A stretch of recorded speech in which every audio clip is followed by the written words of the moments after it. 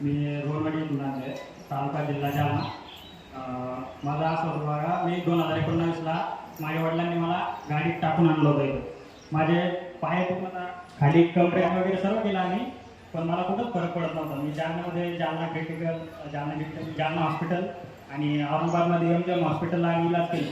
तिथं सगळं चाचण्या वगैरे केल्या, CT स्कॅन केलं, MRI केलं, पण त्याच्यामध्ये काहीच येत नव्हतं. रिपोर्टमध्ये पूर्ण नील यायचे, पण मला पायाला काहीच फरक पडत नव्हता. मग माझ्या वडिलांनी इथं आणलं मला.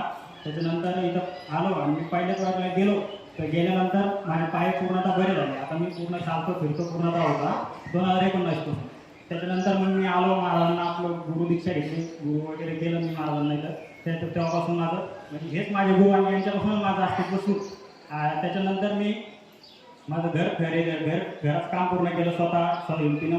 त्याच्यानंतर मी मागच्या वर्षी असंच घराचे कर्ज वगैरे नाही झालं. त्याच्यानंतर मी 4 एकर शेती खरेदी करायला गेलो मी. त्याच्यानंतर मला पेमेंट कमी होता आमच्याकडं, म्हणजे असं वाटलं पण नव्हतं की आम्ही एवढी शेती घेऊ किंवा एवढं आमचं काम पूर्ण होणार म्हणून. त्याच्यानंतर मग मी इथं आलो. मी इथं बसून पारायण केलं. गुरुपौर्णिमेच्या टायमाला 8 दिवस इथं पारायण केलं. त्याच्यानंतर इथं पारायण केलं आणि एका महिन्यात माझी शेती पण घेणं झाली, रजिस्ट्री पण झाली, पूर्णतः माझ्या नावावर पण शेती झाली, पूर्णतः ओकेमध्ये झालं. म्हणजे माझं संपूर्णतः चांगलं झालं. त्याच्यानंतर मी भरपूर म्हणजे इथं मला भरपूर फरक पडलेला आहे, सर्व व्यवस्थित.